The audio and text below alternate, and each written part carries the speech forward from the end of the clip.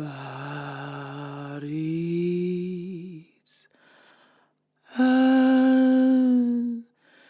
long, long while. Natacha! Natacha! Non. Natacha. Tu fais vraiment tout pour qu'il te déteste. Ah, mais il a pas le sens de l'humour. S'il l'avait, il m'adorerait. Tu sens mon parfum, là? Bien sûr. T'es capable de me dire que ça te rappelle pas de bons souvenirs uniquement pour me contrarier? Ce qui m'étonne, c'est que mon parfum à moi ne te rappelle que des bons souvenirs, justement. T'en fais pas, il me rappelle pas que des bons souvenirs. J'ai dit que le passé sentait bon. Le passé en général, c'est pas pareil. Pour fêter nos 10 ans de vie artistique, on a l'intention de remonter le chandelier avec ma classe. Tu vas pas jouer Fortunio à ton âge. Oh, touché. Regarde la belle blessure. Regarde le beau poignard, regarde le sang qui coule. Au moins, il est pas dans le dos, tu peux toujours tirer dessus. On va monter ça au 4 sous, ça devrait marcher. Ça va être un choc pour tes fans. Ils sont tellement habitués à devoir faire l'imbécile à la télévision. Oh, regarde. Cette fois, il est bel et bien planté dans le dos jusqu'à la garde. Excuse-moi. Salut, Luc. Salut. Comment ça va? Bien mal. Ton père? Ouais. C'est pour bientôt? Quelques jours, tout au plus. Il est encore conscient. Ouais, il veut te voir. C'est pour ça que je suis venu d'ailleurs. Il m'a dit qu'il voulait te parler. Pourtant, il sait qu'on n'est plus ensemble. Il a jamais su officiellement qu'on était ensemble, Jean-Marc, tu le sais bien. Il le savait, mais il savait pas. Le grand ami de son fils adoré. Les deux inséparables. Mais il t'aime beaucoup. Et je pense qu'il veut te faire ses adieux. Ça fait tellement longtemps qu'on ne s'est pas vu, je saurais pas quoi lui dire. Tu vas manger? Non. Mais dérange pas Natacha pour rien, j'ai vraiment pas faim. Je peux faire quelque chose de vite fait. Me dis pas que t'as appris à te débrouiller tout seul. C'est pas possible. Tu serais vraiment capable de me faire quelque chose là? Une omelette, un sandwich? Sans que ça soit complètement dégueulasse, hein? Nécessité fait loi. Comment ça, nécessité fait loi? Je pensais que quand tu arrivais de tes cours, le soir, Natacha t'attendait tendrement avec la popote prête. Yves travaille. On partage les tâches. Tu te rappelles comme j'avais l'air bête au mois d'août? J'ai passé mes vacances à attendre des cartes postales et des lettres, et ça me mettait dans un état épouvantable à 43 ans. C'est ni de la passion ni de l'amour, ça, Jean-Marc. C'est que de la possession. Ou de l'entêtement. Je suppose que c'est pas si simple que ça.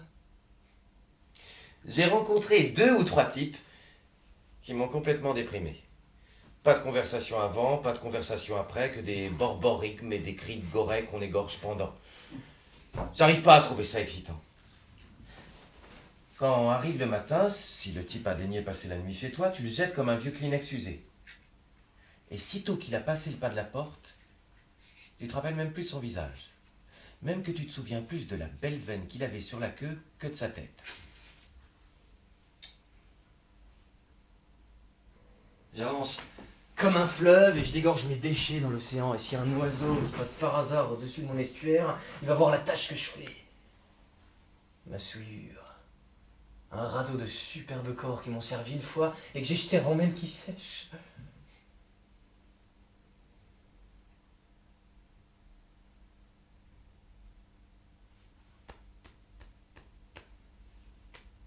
Je sais pas pourquoi je te dis tout ça. J'ai décidé il y a longtemps de toujours dire dès le début de l'année que je suis homosexuel. Comme ça, il n'y a plus de confusion possible. Les premières années, ça commençait par intriguer, on n'en parlait pas trop. Il y avait juste quelques petits timides qui venaient pour me poser des questions. Mais là, ça a fini par savoir, ce qui fait que tout le monde l'attend d'avance. Et quand je viens de dire, pendant le premier cours, il y a toujours quelqu'un au fond de la classe pour me crier « On le sait, monsieur, que vous êtes une tapette !» Ou quelques finesses du genre. Tu te souviens? Quand t'es tombé amoureux du petit qui baveude le mieux. Oh, ça y est, encore ça. Oui, encore ça, ouais, justement, c'est un super exemple.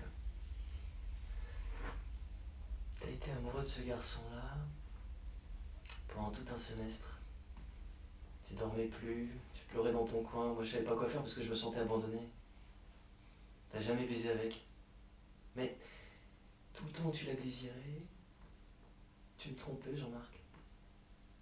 Autant que moi je te trompais en m'envoyant en l'air avec n'importe qui comme je faisais. Au moins j'ai été honnête, laisse-moi au moins ça. Je t'ai au moins tout raconté en te disant d'être patient parce que je savais que ça finirait par passer.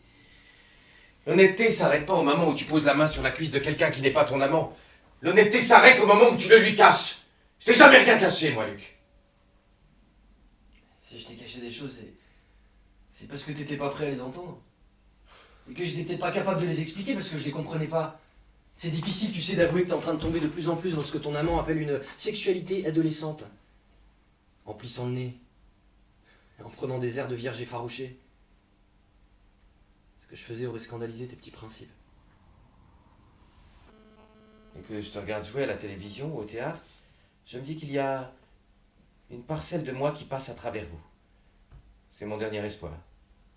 Je me dis qu'il y a une partie de moi sans envergure que vous avez réussi à transposer, à transcender, qui fait que je me retrouve un peu dans ce que vous faites. Une façon dont tu as de froncer le sourcil quand tu parles qui vient de moi. Et le mot profondément, qu'il utilise à tout bout de champ dans ses chansons. J'aurais servi à ça. Rien qu'à ça. Mais c'est difficile à accepter. Parce que c'est pas assez. Parce que c'est injuste. J'aurais voulu laisser une trace, tu comprends? Un sceau, une griffe, une marque, moi aussi. J'aurais voulu laisser une marque indélébile sur le monde. Et personne ne va se souvenir de moi. Uniquement de mes disciples. Comme tu les appelles en t'en moquant un peu parce que tu en fais partie. Vous aurez eu un bien petit maître. La seule chose que j'ai réussi à faire, c'est d'inculquer chez les autres ce qui me manquait, le talent. Et ben ça me pose de sérieux problèmes, vois-tu, parce que je suis arrivé à la moitié de ma vie et j'ai pas envie que la seconde ressemble à la première.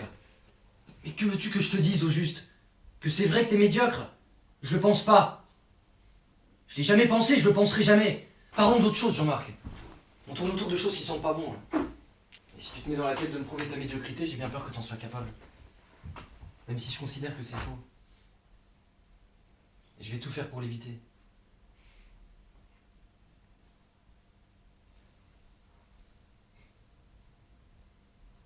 C'est bon. Tu vois comme je suis raisonnable. Aide-moi. Raconte-moi une histoire comme quand j'étais déprimé.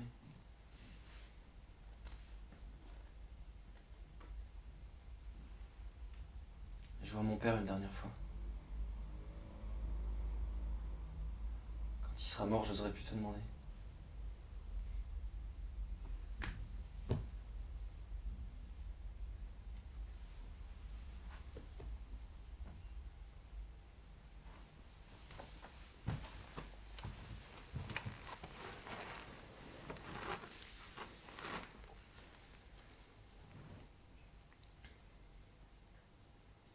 Il était une fois